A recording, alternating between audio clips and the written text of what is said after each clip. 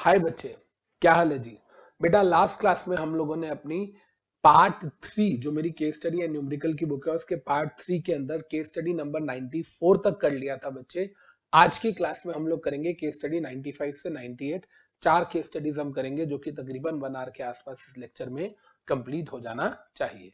तो देखिए बेटा केस स्टडी नंबर 95 क्या बोलती है। सबसे पहले कह रहा है, यहाँ पे मैंने आपको हिंट दिया हुआ कि स्वेट इक्विटी शेयर से रिलेटेड है। कहता है अ लिस्टेड एनबीएफसी एक listed non banking financial company है, has been granted licence to run a small finance bank by RBI. ठीक है जी। Under recently announce policy to improve financial inclusion in the country. उसने एक licence लिया है, वो एक स्मॉल फाइनेंस बैंक खोलना चाह रहा है, आरबीआई से लाइसेंस ले लिया। ठीक है।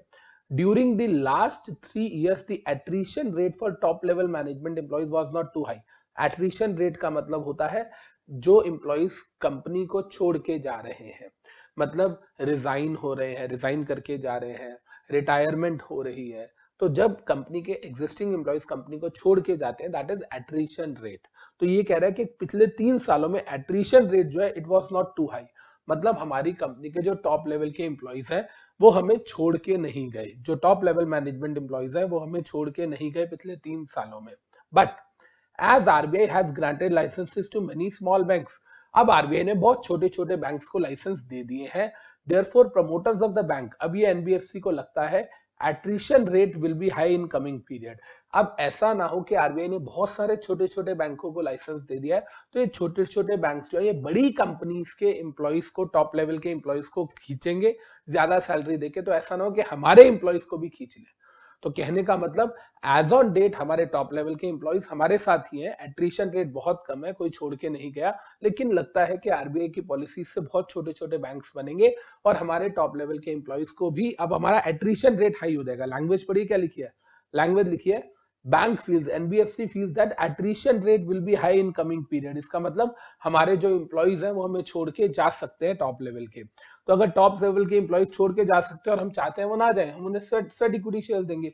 तो the board of directors wishes to allot sweat equity shares to employees.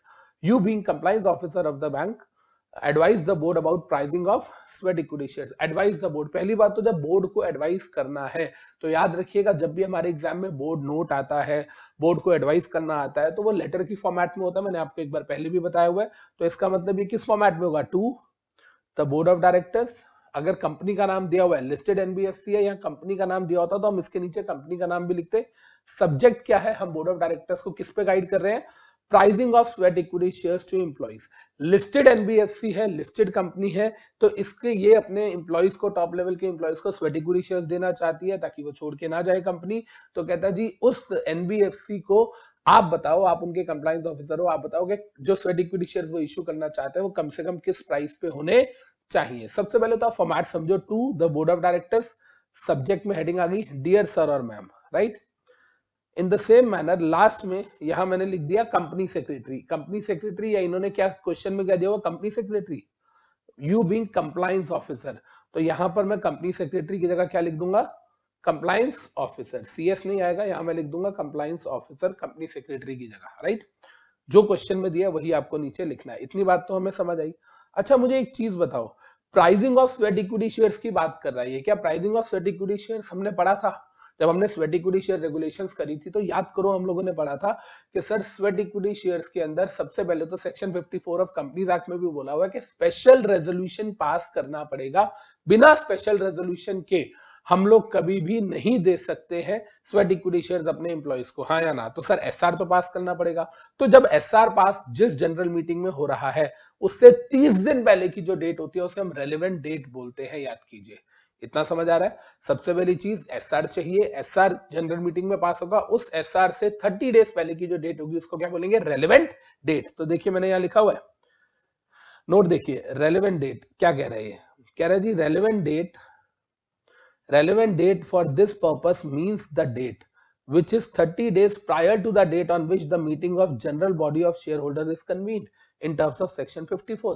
section 54 के हिसाब से स्पेशल रेजोल्यूशन पास करना पड़ेगा और स्पेशल रेजोल्यूशन जिस दिन मीटिंग हो रही है जनरल मीटिंग उससे 30 दिन पहले वाला जो दिन है उसको बोलते हैं रेलेवेंट डेट।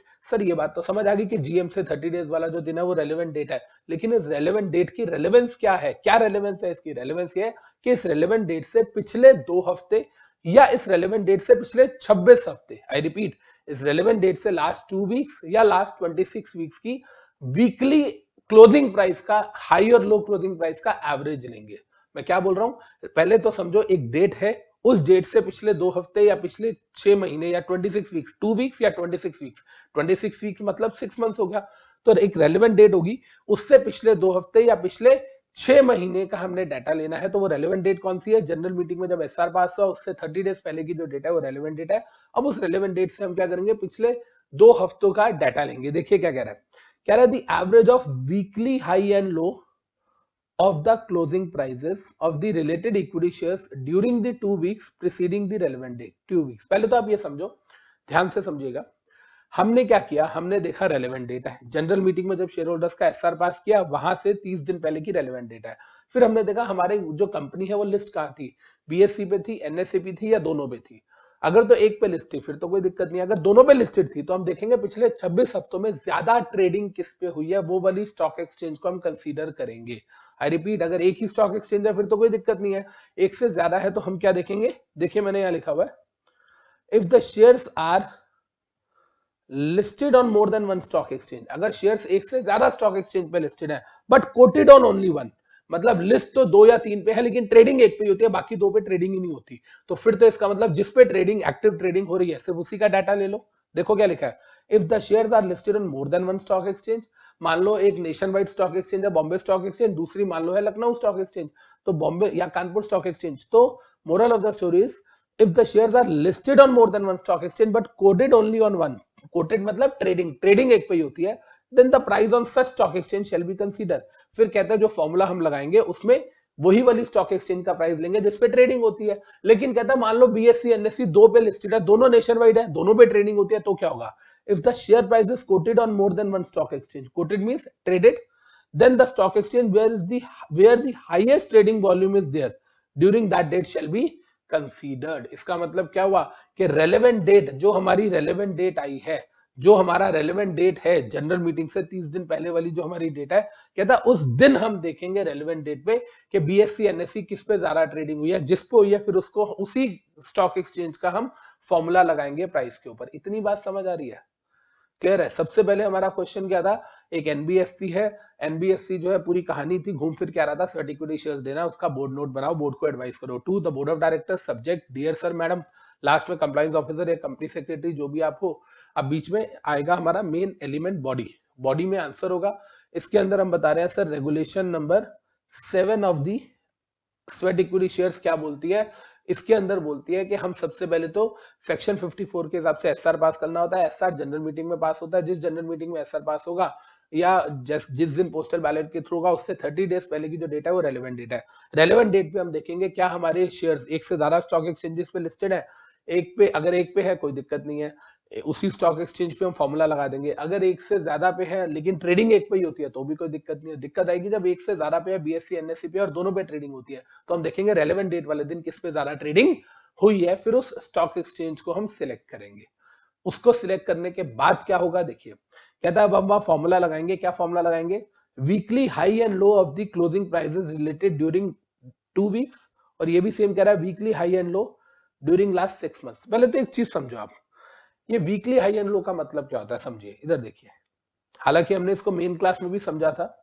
ये देखो, ये मान लो ऊपर मैंने आपको डाटा दिया है, ये डाटा 1 वीक का है। देखो Monday Tuesday Wednesday Thursday Friday, 5 दिन, सैटरडे संडे मार्केट बंद रहती है, तो मंडे से लेके फ्राइडे तक अगर आप देखेंगे तो बीच में डेली मार्केट बंद हुई है, तो डेली शेयर का क्लोजिंग प्राइस आया, हाँ जी, मंडे को 40 था, ट्यूसडे को 42 था, वेडनेसडे को 41 था, थर्सडे को 43, फ्राइडे को 44।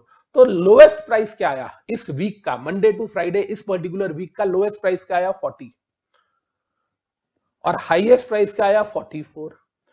तो लोएस्ट आया हमारा 40, हाईएस्ट आया हमारा 44। ठीक है जी, तो हमने इसकी एवरेज निकाल ली, एवरेज कितनी आ गई, 42।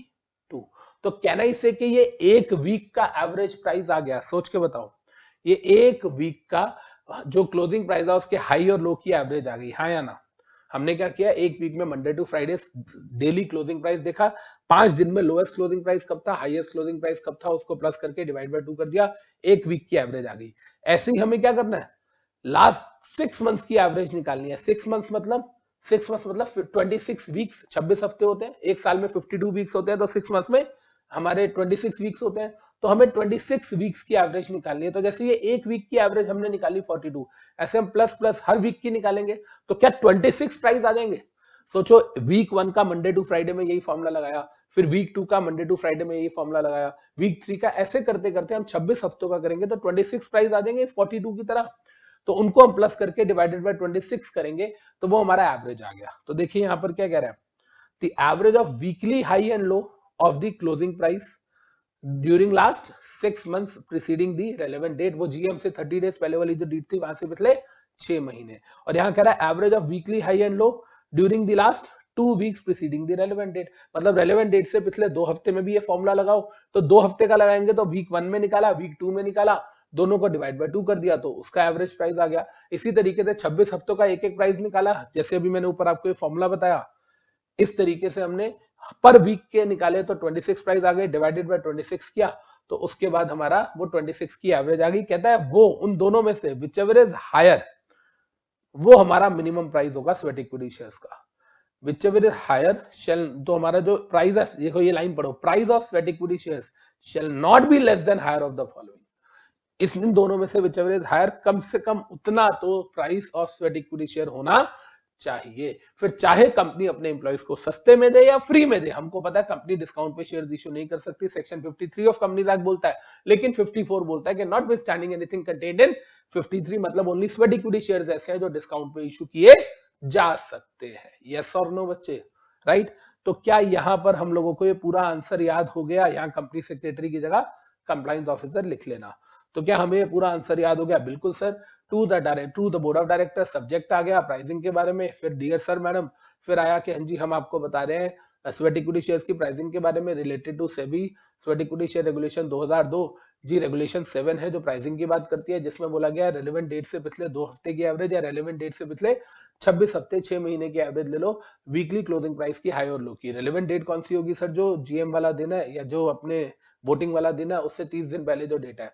सर ये बताओ कि अगर एक से ज्यादा स्टॉक एक्सचेंज पे लिस्टेड है, ट्रेडिंग एक पे ही होती है, कोई दिक्कत नहीं है, एक से ज्यादा पे ट्रेडिंग सब पे होती है, तो देखेंगे रेलेवेंट डेट वाले दिन जिसपे ज्यादा ट्रेडिंग हो रही है उस डेट को, उस स्टॉक एक्सचेंज को फिर हम सिलेक्ट करके उसकी फिर हम लास्ट 2 वीक्स और 6 मंथ्स का डाटा देखेंगे। राइट बच्चे, क्लियर है जी? तो प्लीज इसको नोट डाउन कर लीजिए।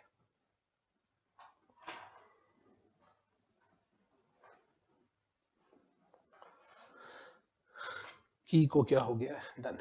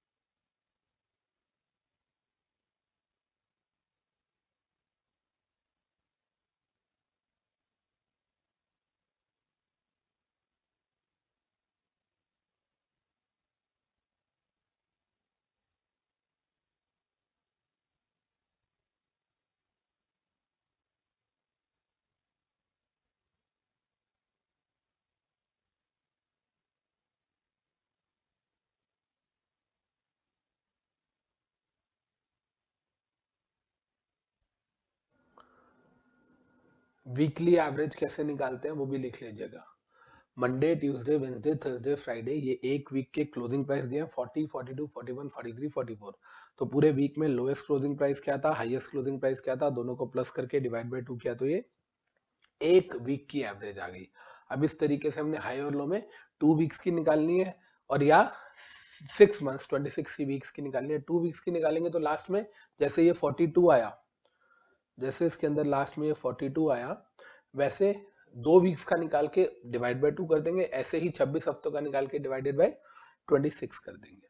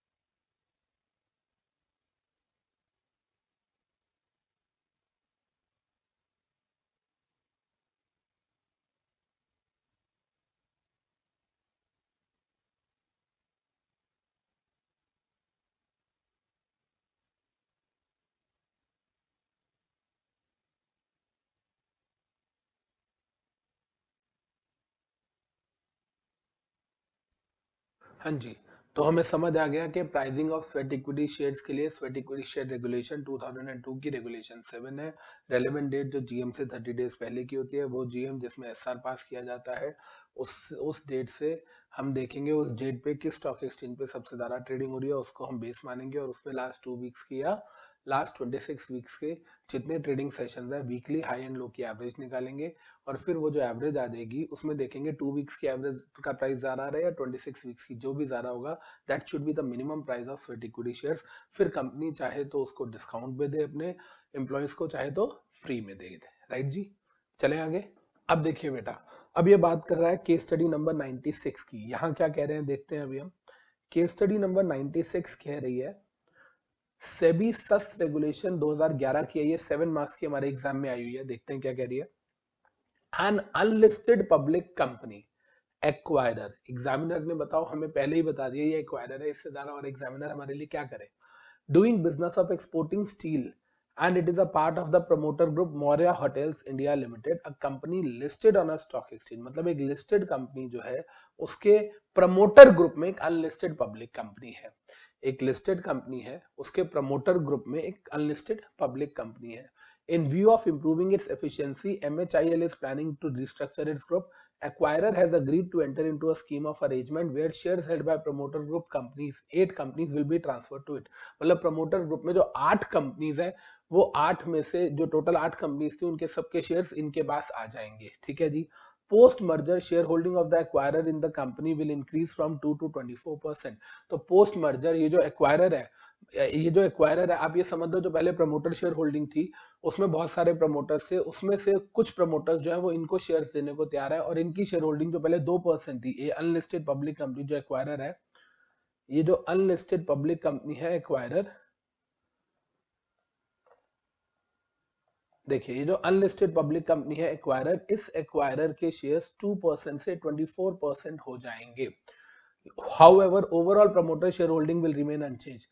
प्रमोटर्स की शेयर होल्डिंग पहले भी 24% थी, अभी भी 24 ही रहेगी, लेकिन यह कि पहले 24 में 8 प्रमोटर्स थे, अब ये अकेले रह जाएंगे। पहले 8 प्रमोटर्स की शेयर होल्डिंग मिला के 24% थी, जिसमें से इनकी 2% थी, अब सब इनको दे रहे हैं शेयर्स और बाहर निकल रहे हैं, तो इसका मतलब इनकी share holding, total promoter share holding अभी भी 24 है, पर इनकी 2 से 24 हो गई। तो कहते हैं जी आप बताइए as a practising company secretary बताइए, will the transfer of share trigger an obligation to make an open offer? My answer is no।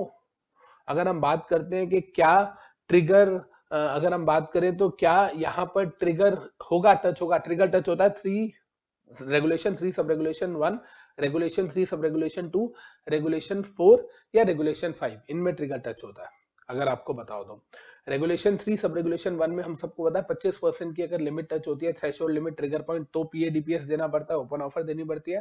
Regulation 3 sub regulation 2 तो यहाँ अप्लाई नहीं होगी, जिसके अंदर हमें पता है अगर हम 25% या उससे ज्यादा पे हैं और 75 या उससे कम पे हैं, जिसका मतलब है क्रीपिंग एक्विजिशन जोन, तो हम एक फाइनेंशियल ईयर में 5% से ज्यादा लेंगे तो पीएडीपीएस देना पड़ता है। रेगुलेशन 4 में हम कंट्रोल एक्वायर करते हैं और रेगुलेशन 5 जो होता है वो इनडायरेक्ट एक्विजिशन का होता है। यहाँ पर ना रेगुलेशन 3 सब रेगुलेशन 1 25% वाला टच ही नहीं कर रहा, रेगुलेशन 3 सब रेगुलेशन 2 वो हम पे अप्लाई नहीं हो रहा, रेगुलेशन 5 इनडायरेक्ट एक्विजिशन वो भी नहीं है, रेगुलेशन 4 कंट्रोल, इसमें ऐसा भी कुछ नहीं दिया हुआ। प्रमोटर तो ये पहले भी था, प्रमोटर तो अभी भी है, तो ऐसा कुछ कंट्रोलिंग वाली बात भी यहाँ पर नहीं दी हुई। तो यहाँ पर कह रहा है what are the disclosure require, ये तो कह रहा है will the transfer trigger an obligation to make an open offer. यहाँ पर कह रहा है सर ट्रिगर पॉइंट्स होते हैं जब 25% टच होता है, ट्रिगर पॉइंट होते हैं जब ऑलरेडी आपके पास 25 है 5% टच होता है, और ट्रिगर पॉइंट टच होता है जब एक्विजिशन ऑफ कंट्रोल होता है रेगुलेशन 4 में, और या वो कंट्रोल चाहे फिर डायरेक्टली आ रहा हो या इनडायरेक्टली आ रहा हो एज पर रेगुलेशन 5। लेकिन यहां पर कह रहा है in the given question acquirer does not attract any of the trigger set out above. मतलब रेगुलेशन 3 4 5 में वो कवर नहीं हो रहा। इसका मतलब इसे सिंपल सी बात है, अगर यहाँ 2 से 24 हो रहा था, अगर यहाँ 2 से 24 की जगह 2 से 25 हो जाता तो हम बोलते हैं हाँ जी देना पड़ेगा, अगर वो सेक्शन 10 की एग्जाम्पशन में कवर ना हो रहा हो तो। लेकिन यहाँ तो साफ नजर आ रहा है कि ट्रिगर पॉइंट टच नहीं हुआ है। लेकिन कहता है ये बताओ, चलो आप कह रहे हो कि ट्रिगर पॉइंट टच नहीं हुआ तो ऑब्लिगेशन तो नहीं है, पीएडीपीएस ओपन ऑफर नहीं देना, लेकिन क्या उसको डिस्क्लोजर रिक्वायरमेंट्स है? यार डिस्क्लोजर रिक्वायरमेंट्स तो है ये रेगुलेशन 29 वाली, याद करो ना। पहली बार जब आप 5% शेयर्स लेते हो तो आपको डिस्क्लोज करना पड़ता है within 2 working days to the target company and the stock exchange जहां पे टारगेट कंपनी लिस्टेड है। उसके बाद वो डिस्क्लोजर रिक्वायरमेंट होती है for every more than 2% increase, याद है ना। पहले 4.99% तक आपने शेयर खरीदे मत बताओ, जैसे ही 5% हुए बताना पड़ेगा। उसके बाद फिर जब भी 2% से ज्यादा हुए, 2.1 तो बताना पड़ेगा। मतलब 5%, 5% के बाद हमने लिया 1.5 और 6.5 नहीं बताना, 0.5 और ले लिया 7 नहीं बताना, फिर 0.5 और ले लिया 7.5 हो गई बताना पड़ेगा।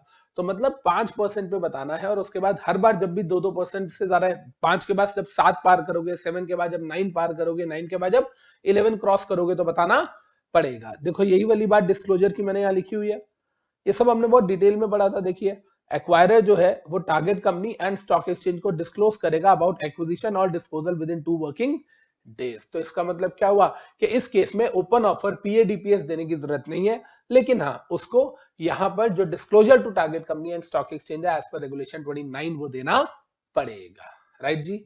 तो आई होप ये बड़ा लड्डू सा क्वेश्चन लग रहा होगा आपको, क्योंकि आप लोगों ने टेक ओवर बहुत डिटेल में पढ़ा था मुझसे, तो आपको समझ आ रहा होगा कि ये तो बहुत आसान क्वेश्चन है। राइट जी, कर ले इसको भी नोट।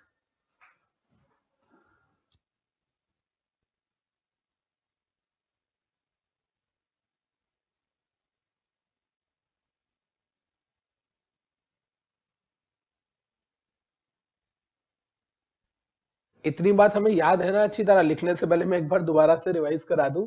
हो सकता है किसी बच्चे ने सिर्फ मेरे केस स्टडीज के लेक्चर परचेज किए, मुझसे टेक ओवर पढ़ा ही ना हो।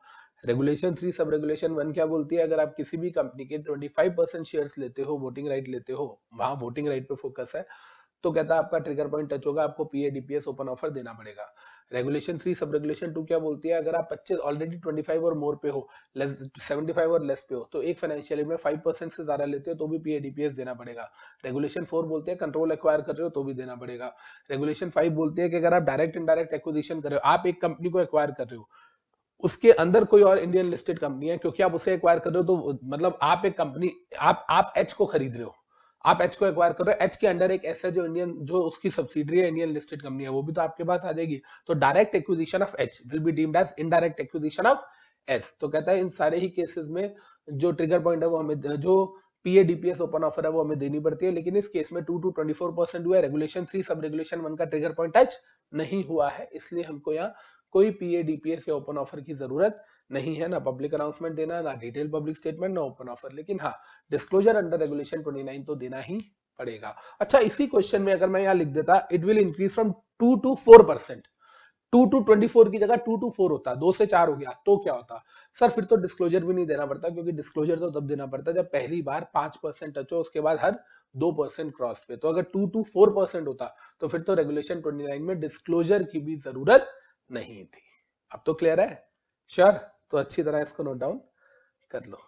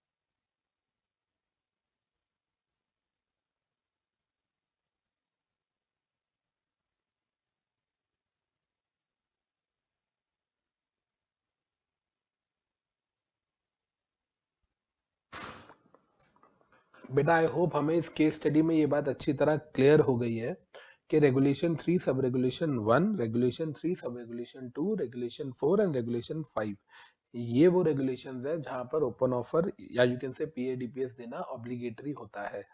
लेकिन क्योंकि इस एग्जाम्पल में 2 to 24% हो रहा था तो वो किसी भी रेगुलेशन में फॉल नहीं किया, इसलिए उसे एक्वायरर को पीएडीपीएस की जरूरत नहीं है ओपन ऑफर नहीं देना।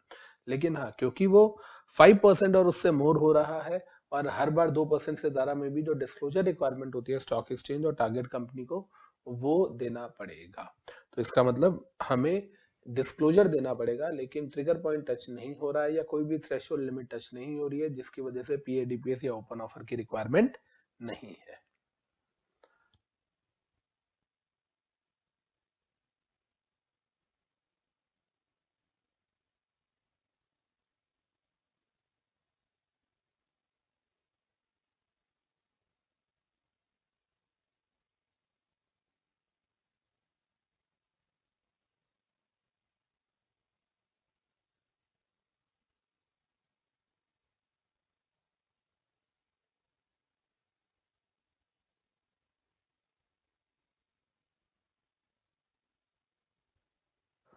तो यहाँ पर हम लोगों की ये केस स्टडी भी कंप्लीट हो गई। अब हम बात करते हैं अपनी नेक्स्ट केस स्टडी की।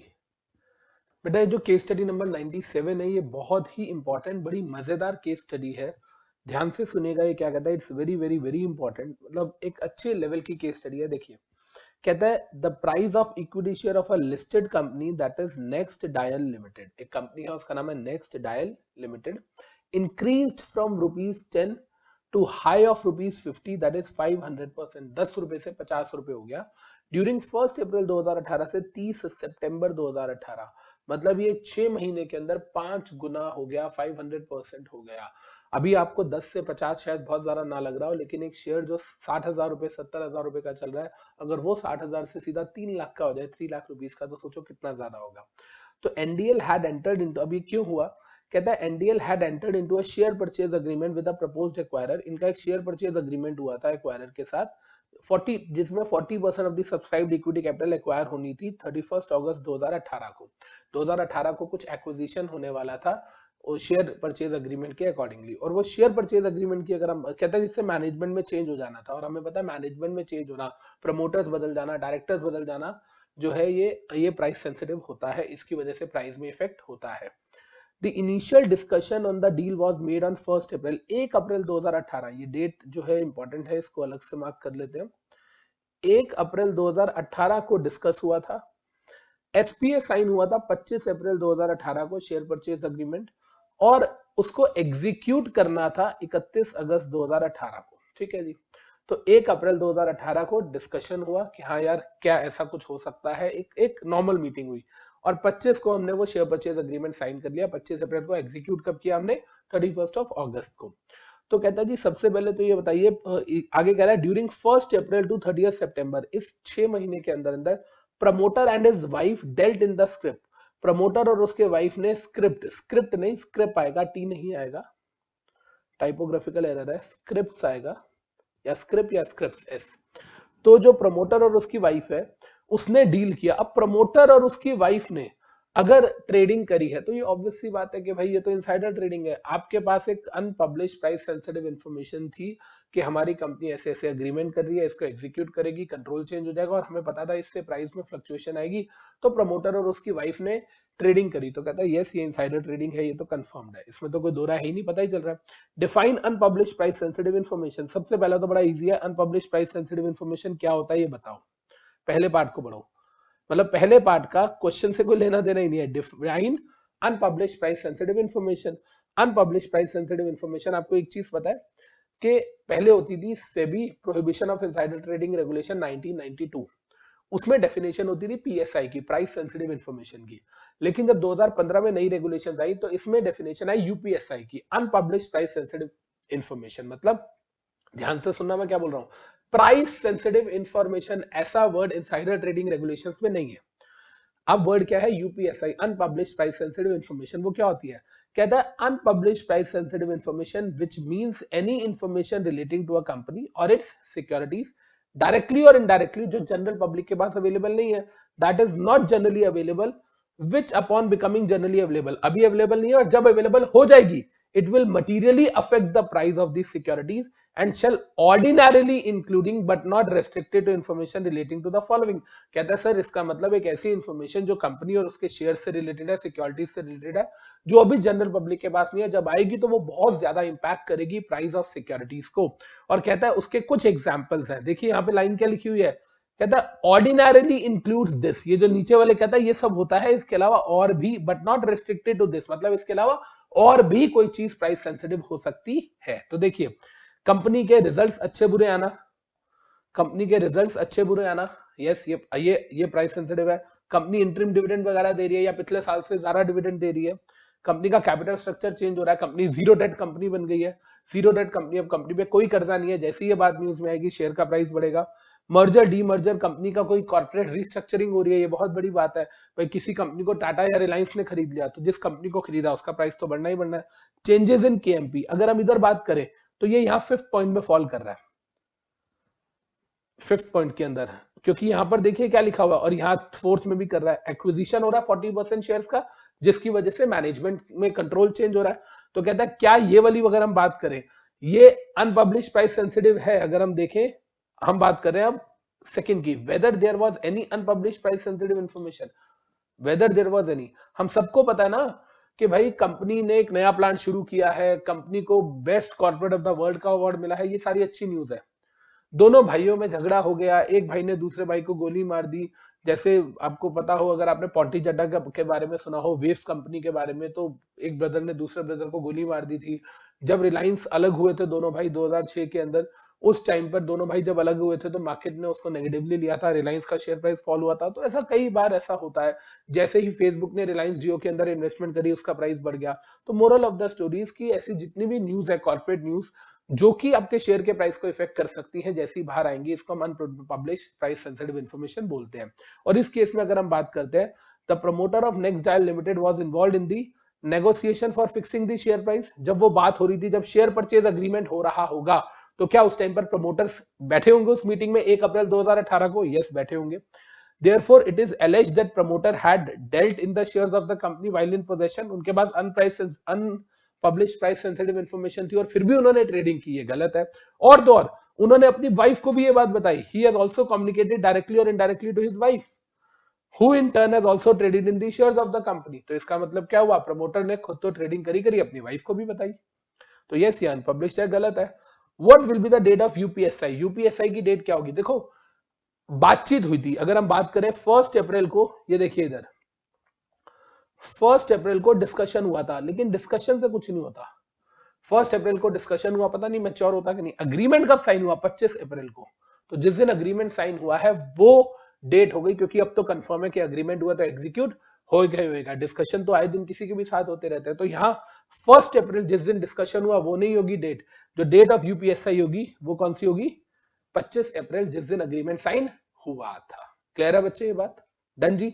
और लास्ट में कह रहा है what are the factors to be taken. अब जब एडजुडिकेटिंग ऑफिसर सेबी का इस प्रमोटर और उसकी वाइफ पे पेनल्टी लगाएगा, क्या क्या देखेगा? वो देखेगा आपको कितना फायदा हुआ है, किसी और को कितना नुकसान हुआ है, और दूसरी बात फ्रीक्वेंसी कितनी थी, या पहली बार कर रहे हो या दूसरी बार कर रहे हो, या आपको पता ही नहीं था, ये सारी चीजें वो देखेगा। तो देखिए यहाँ पर क्या कह रहा है, फैक्टर्स टू बी कंसीडर्ड।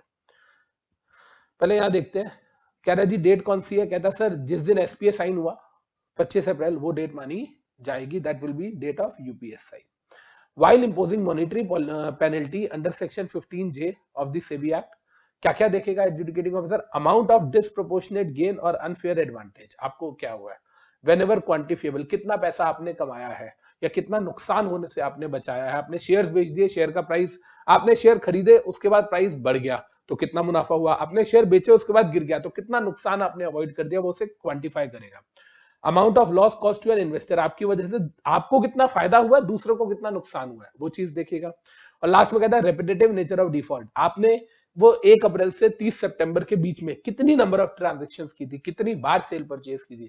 तो जितना रेपिटेटिव नेचर ज्यादा होगा उतना वो पेनल्टी ज्यादा लगाएगा। राइट बच्चे, क्लियर है जी? तो आई होप ये वाली चीज हमें अच्छी तरीके से बेटा समझ आ गई है। It's very very very important. ठीक है जी।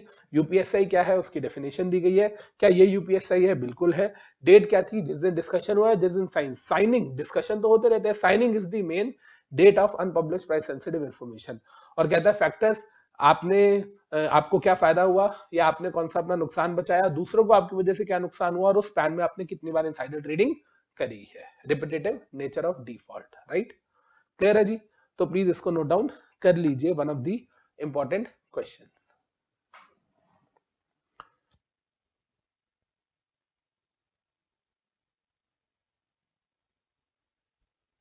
आप सबको पता है कि ये सारे क्वेश्चन आपके एग्जाम के आए हुए हैं, पास्ट ईयर के क्वेश्चन हैं। देखो ये क्वेश्चन 8 मार्क्स का आया हुआ है आपके एग्जाम में। तो आई होप कि हमें पता है फ्यूचर में भी इसी बेस पे इससे रिलेटेड क्वेश्चंस एग्जाम में कई बार आ सकते हैं, और ये कई बार रिपीट भी हुए हैं।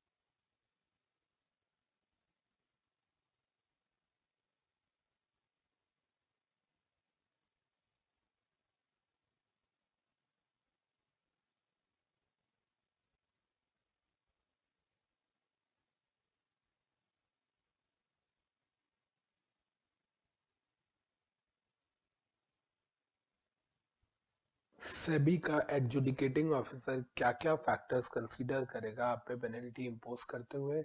आपको कितना अनजस्टिफाइड गेन हुआ है, या आपने कितना अनजस्टिफाइड जो लॉस होने वाला था उससे अपने आप को बचाया है? प्रॉफिट कितना अर्न किया है, या लॉस होने से कितना बचा लिया आपने? क्वांटिफाई करेगा। आपकी वजह से दूसरों को कितना नुकसान हुआ है, और आपने उस टाइम स्पैन में कितनी बार रिपीटेडली कितनी बार आपने इनसाइडर ट्रेडिंग करी है।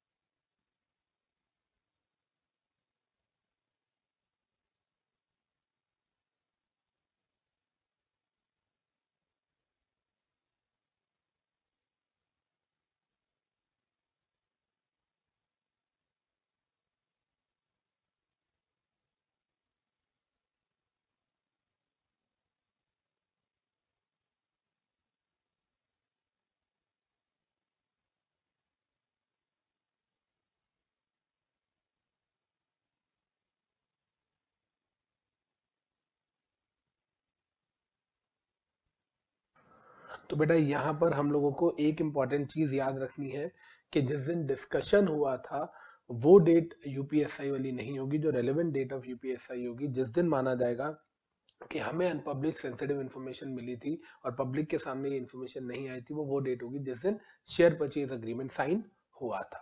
राइट जी, चले आगे। अब देखिए बच्चे, अब हम बात करते हैं केस स्टडी नंबर 98 की। ये बहुत ही मजेदार केस स्टडी है। देखने में ये क्वेश्चन बहुत सिंपल सा लग रहा है, लेकिन इसमें बहुत सारी टेक्निकलिटीज इन्वॉल्व है। ये एक उनमें से क्वेश्चन है बेटा, जब हम मान लो इसमें एग्जाम में 7 मार्क्स का दिया हुआ है, हम इसको अटेम्प्ट करके आते हैं, और हमारा जब पेपर आता है हम आरटीआई में अपनी कॉपी निकलवाते हैं या अपनी घर पे जब आंसर शीट मंगवाते हैं, तो एग्जामिनर ने टिक करके 7 में से 2 दिए होते हैं, फिर हम लड़ते हैं कि इसने टिक किया, गलती भी नहीं निकाली है, 2 नंबर क्यों दे दिए। एक्चुअली में इसमें इतनी सारी बातें पूछी गई हैं, हम पकड़ ही नहीं पाते कि एग्जामिनर इसमें क्या क्या चीजें पूछना चाह रहा है, और हम हमेशा इनकम्प्लीट आंसर लिखते हैं, जिसकी वजह से इसमें उसने 3 अलग अलग बातें पूछी है, हमारा ध्यान सिर्फ एक ही पे जाता है, और फिर हम बाकी दोनों को देखते ही नहीं है, तो वो एक के हमें नंबर देता है। 7 मार्क्स का क्वेश्चन है, 3 पार्ट्स है, तो 3 मार्क्स 2 मार्क्स 2 मार्क्स। लेकिन क्योंकि हमारा ध्यान एक ही चीज पे जाता है, 2 नंबर वाली, तो हमें उसी के मार्क्स देता है, बाकी देता ही नहीं है। देखिए यहाँ पर क्या कह रहा है, financial data of a natural energy. ये बहुत अच्छा, मैं ये कहूंगा कि ये जो क्वेश्चन है ये अपने आप में ब्लफ है, ये आपको चीटिंग कर रहा है आपके साथ, ये मांगना कुछ और चाहता है लेकिन आपको बता ही नहीं रहा कि मैं क्या चाह रहा हूँ। देखिए, the financial data of natural energy limited as on 31 March दिया हुआ है। फाइनेंशियल डाटा, ऑथराइज्ड कैपिटल है 700 करोड़, पेड अप है 300 करोड़, फ्री रिजर्व है 800 crore. The company has pending convertible debenture 150 crore के, ठीक है, due for conversion in financial year 2018-19। 18-19 में कन्वर्ट होने वाले हैं 150 करोड़ के डिबेंचर्स। 150 करोड़ के डिबेंचर्स कन्वर्ट हो जाएंगे, तो जो पेड अप कैपिटल है 300 करोड़ की, वो 450 करोड़ हो जाएगी। हाँ या ना? लॉजिकली सोचो, ये 300 करोड़, ये 150 करोड़, तो ये दोनों मिलके 450 करोड़ हो जाएगा। सर इतनी बात तो हमको समझ आ गई। आगे कहता है, the company proposes to issue bonus shares in the ratio 1:1। अब यहां पर मेरा एक क्वेश्चन है, जब 300 करोड़ कह रहा है, the company proposes to issue after the conversion of debenture, पहले तो इसको पकड़ो आप भाई। अभी अगर हम बात करते हैं, पेड अप कैपिटल है 300 करोड़ की, 150 करोड़ कन्वर्ट हो जाएंगे डिबेंचर इनटू शेयर्स, तो 450 करोड़ की हो जाएगी। 450 करोड़ की कैपिटल पे कंपनी 1:1 का बोनस देगी, और 1:1 का बोनस देगी, तो 450 करोड़ पे 450 करोड़, तो मतलब हो गया 900 करोड़। 900 करोड़ हो गया, जबकि ऑथराइज शेयर कैपिटल है 700 करोड़ की है, देखो, जबकि शेयर्स कितने इशू करने पड़ेंगे, 900 करोड़। तो क्या हमें ऑथराइज शेयर कैपिटल भी बढ़ानी पड़ेगी as per companies act OR पास करके? Answer is yes. क्या इतनी बात समझ आ रही है हमें? ऑथराइज कैपिटल 700 है, पेड अप 300 है, पेड अप 300 है, 150 करोड़ के डिबेंचर कन्वर्ट होंगे, 300 plus 150 300 plus 150 it will be 450, 450 फिर 1:1 का बोनस आएगा, 900 करोड़ हो जाएगा। ऑथराइज कैपिटल 7 है, इसका मतलब बोनस लाने कन्वर्जन के बाद, conversion of debenture into shares के बाद और बोनस से पहले हमको क्या करना पड़ेगा, इस केस के अंदर हमको बढ़ाना पड़ेगा अपना authorise share capital, we have to increase it. ठीक है जी। You being company secretary advise the procedure to be followed. अब यहाँ प्रोसीजर तो तब आएगा ना जब पहले तो ये एंगल जो मैंने आपको कहा, ये वाला एंगल कोई सोचता ही नहीं है। बच्चों का पूरा ध्यान कहाँ जाता है, बच्चों का पूरा ध्यान जाता है प्रोसीजर पे। बच्चे सिर्फ प्रोसीजर लिखते हैं, भाई प्रोसीजर को छोड़ो, पहले तो ये वाला जो एंगल मैंने आपको बताया, ये डिटर्मिनेशन ऑफ इंक्रीज, ये पूरा का पूरा एंगल आपको पता होना चाहिए, नहीं तो काम कैसे चलेगा हमारा। देखिए इधर अगर हम इसको पूरा यहां से लेके यहां तक रीड करें तो पहले देखो क्या ये वही बात है जो मैंने आपको बताई। पेड अप कैपिटल कितनी है, 300 करोड़ की। Paid up capital after conversion कितनी हो जाएगी, 450 करोड़ की। बोनस आ जाएगा 1:1 का। तो पोस्ट बोनस इश्यू कैपिटल कितनी हो जाएगी, 900 करोड़ की। प्रेजेंटली कितनी है, 700 करोड़। तो पहले तो हमें अपनी कैपिटल इंक्रीज करनी पड़ेगी 200 करोड़ की। सर ये बात तो समझ आ गई। इसके बाद कहता है सर ये जो बोनस इश्यू आएगा 450 करोड़ का, जो बोनस इशू 450 करोड़ का आएगा, क्योंकि 300 प्लस 150 450 पे 1:1 है, तो 450 करोड़ का बोनस वो कहां से देंगे। कहता है वो रिजर्व में से देंगे। क्या रिजर्व में इतना पैसा है, बिल्कुल है। रिजर्व में देखो ऊपर कितना पैसा था, 800 करोड़ था। सर 800 करोड़ 800 करोड़ है रिजर्व में, जिसमें से हमें बोनस देना है 450 करोड़ का, वो इजिली उसमें से दिया जा सकता है। तो किसी भी बच्चे का ध्यान ना इस पोर्शन पे जाता ही नहीं है, इस पोर्शन पे नहीं जाता। 3 नंबर तो आपके साफ कट जाते हैं, क्योंकि आपका ध्यान सिर्फ कहाँ रहता है, प्रोसीजर पे रहता है। भाई प्रोसीजर तो देखेंगे अभी। प्रोसीजर में यहां पर इसने क्या दिया हुआ देखिए, प्रोसीजर में भी हमारा क्वेश्चन क्या जाता है, ध्यान का जाता है इसमें, बीआर चाहिए, ओआर चाहिए। सर बोर्ड रेजोल्यूशन चाहिए, ऑर्डिनरी रेजोल्यूशन चाहिए, कंपनी लॉ में इतना बड़ा था वो याद है भाई, वो बात तो ठीक है। ये वाली चीजें हम लिखते हैं, हम सिर्फ आंसर में ना ये लिख के आते हैं कि जी बोनस शेयर जो है वो डिविडेंड की जगह पे, बोनस शेयर डिविडेंड की जगह पे इश्यू नहीं हो सकते, मतलब इन ल्यू ऑफ डिविडेंड नहीं हो सकते बोनस शेयर, ये बात हमें पता है। सर रेजोल्यूशन जो है बोर्ड ऑफ डायरेक्टर्स का वो चाहिए होता है, इसके बाद ओआर चाहिए होता है। बोनस इश्यू एक बार हम अनाउंस कर दें विड्रॉ नहीं कर सकते। सर बोनस इश्यू जो है वो बोर्ड मीटिंग के 2 महीने के अंदर अंदर कंप्लीट हो जाना चाहिए। ये वो कंडीशंस है बेसिक जो हम लोगों ने कंपनी लॉ में पढ़ी थी, और हमें लगता है एग्जामिनर यहाँ पर यही मांग रहा है, भाई ये कंपनी लॉ का पेपर नहीं है, सिक्योरिटी लॉ का पेपर है। तो ये तो एडिशनल कंडीशंस है, ये एडिशनल है। ये तो आप नहीं भी लिखते ना तब भी ऊपर का ये पूरा पेज आप लिखो, ये सारी बातें जो अभी मैंने ये ऊपर का पोर्शन नहीं पढ़ाया, चैप्टर 11 वाली बात, ये बहुत जरूरी है। इतना लिखते ना तो भी 7 में से 6 मिल जाते, आप खाली ये लिख के आते हो। हमें सिर्फ ये लगता है बीआर चाहिए, ओआर चाहिए, फुली पेड अप होने चाहिए, डिविडेंड की जगह पे नहीं हो सकता, और हमें लगता है कि बोनस इश्यू विड्रॉ नहीं हो सकता, एक बार बोल दिया इट्स इरेवोकेबल, और बीआर के 2 महीने के अंदर अंदर कंप्लीट हो जाना चाहिए। वो तो हमें पता ही है यार, ये कंपनी लॉ वाली बातें हैं। लेकिन यहाँ पर कौन लिखेगा पूरी बातें, देखिए मार्क्स किस चीज के आप समझिए। Chapter 11 of SEBI ICDR regulation 2018, regulation 293 से 295, ये चीज मैटर करती है, हमें याद ही नहीं रहेगी, चलो छोड़ो, जो याद रहेगा वो देखते हैं। A listed issuer shall be eligible to issue bonus if it is authorized by articles of association, और अगर आर्टिकल्स ऑफ एसोसिएशन में नहीं लिखा हुआ तो उसको ऑल्टर करो एसआर पास करके। चलो सर ये भी जनरल सी बात है, याद रहेगी। कंपनी ने कोई डिफॉल्ट ना किया हो in its FD, fixed deposits, debt securities, मतलब वही डिबेंचर्स में, डिपॉजिटर्स में कोई डिफॉल्ट ना किया हो, पता चले डिबेंचर्स को रिडीम करने का टाइम था, रिडीम नहीं किए, डिपॉजिट्स को रीपेमेंट का टाइम था, वो नहीं किया, उनका इंटरेस्ट दे नहीं रहे, और यहाँ बोनस बांटी जा रही हो इक्विटी शेयर होल्डर्स को, तो ये तो गलत है। कंपनी ने कोई डिफॉल्ट ना किया हो किसी सरकारी ड्यूज में या अपने एम्प्लॉयज के ड्यूज में, statutory dues to employees, PF, gratuity, bonus, इसमें कोई कंपनी ने ना किया हो। और इतना हमें पता है कि बोनस शेयर्स जो है वो फुली पेड अप पे बोनस मिलता है, तो अगर कोई पार्टली पेड अप शेयर्स है पहले उससे फुली पेड अप किया जाएगा तभी उस पे बोनस दिया जाएगा। और ये लास्ट इंपॉर्टेंट पॉइंट, ये आप लिखोगे नहीं तो आपके 7 में से 3 नंबर सिर्फ एक पॉइंट ना लिखने की वजह से कर देंगे कि इसका कोई भी प्रमोटर या डायरेक्टर फ्यूगिटिव इकोनॉमिक ऑफेंडर नहीं होना चाहिए अंडर फ्यूगिटिव इकोनॉमिक ऑफेंडर एक्ट 2018। मैंने आपको बताया था जितने लोग भगोड़े हैं, नीरव मोदी है, ललित मोदी है, या मेहुल चौकसी है, या हम बात करते हैं आपका विजय माल्या है, ये जितने भी लोग फ्यूगिटिव इकोनॉमिक ऑफेंडर्स हैं, या सहारा वाले भाई साहब हो गए, ये जितने भी लोग हैं इन सारे लोगों को कहता है फ्यूगिटिव इकोनॉमिक ऑफेंडर। तो जिस कंपनी के प्रमोटर या डायरेक्टर फ्यूगिटिव इकोनॉमिक ऑफेंडर है वो कंपनी अपने शेयर होल्डर्स को बोनस शेयर्स नहीं दे सकती। क्लियर है जी ये बात सबको? तो कहने का मतलब 7 मार्क्स में हमें लगता नहीं है वो इतना कुछ पूछ रहा है। भाई साहब ये ऊपर वाली कंडीशंस के 3 नंबर है, ये नीचे वाली कंडीशंस के 3 नंबर है, और ये 1 नंबर है कंपनी लॉ वाले का, जिसको आप सिर्फ यही अटेम्प्ट करके आते हो और फिर टिक करके वो एक या डेढ़ दे देता है, आपको लगता है ये क्या कर दिया। राइट बच्चे? तो this is one of the important question. मैं अगर एग्जामिनर हूं तो मैं डिटेल्स चेंज करके इस क्वेश्चन को दोबारा से पेपर में जरूर देना चाहूंगा। आई होप हम सबको ये वाला क्वेश्चन अच्छे तरीके से समझ आ गया बेटा। And it's very very very important. तो कुछ क्वेश्चन ऐसे होते हैं जो हमसे हिडन आंसर मांगते हैं, वो हमें बताते नहीं है क्या मांग रहे हैं, बट हमारी उतनी इंटरप्रिटेशन स्किल्स होनी चाहिए कि हम देख सके कि वो हमसे क्या मांग रहे हैं। राइट? क्लियर है जी? इसको नोट डाउन कर लीजिए।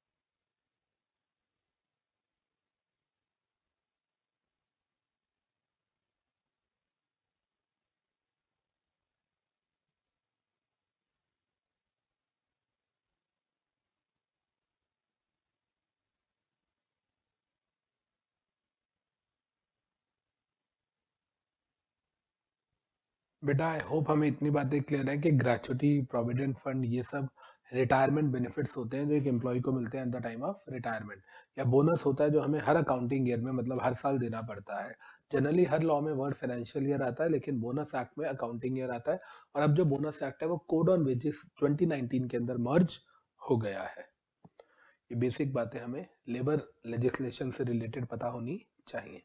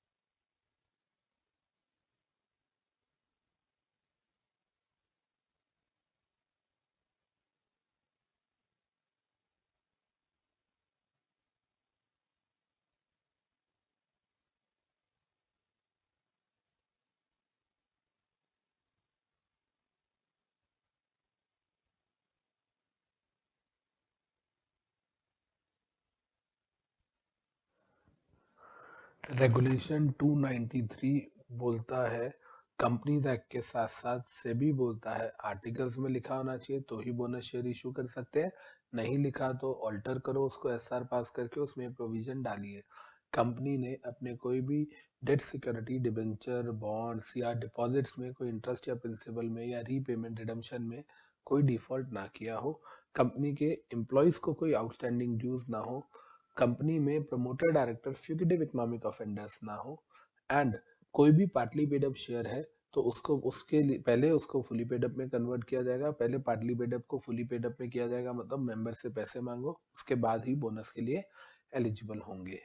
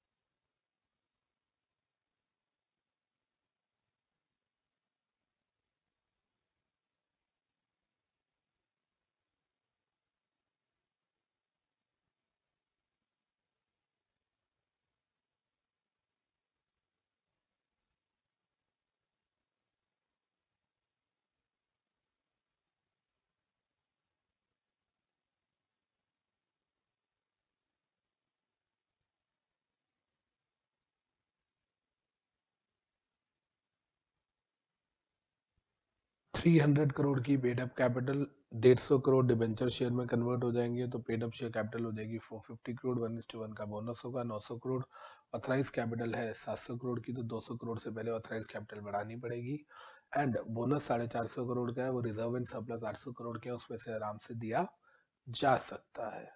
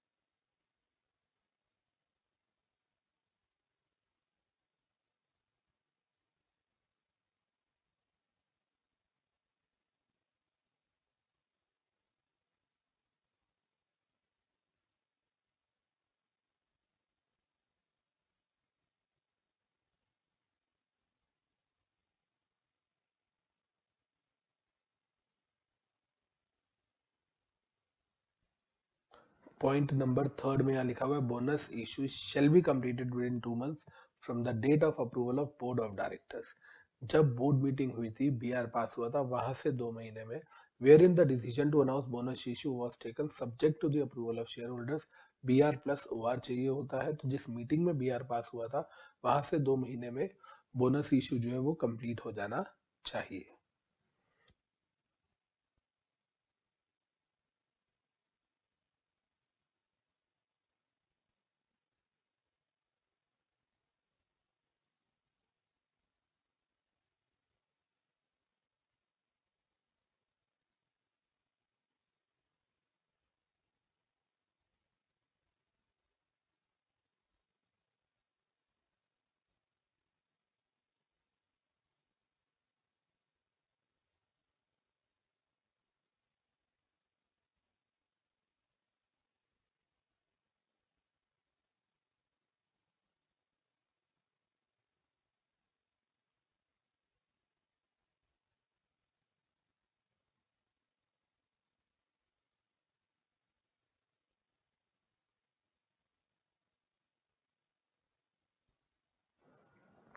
तो बेटा यहाँ पे हम लोगों ने अपने 4 क्वेश्चंस कवर कर लिए केस स्टडी नंबर 95 से 98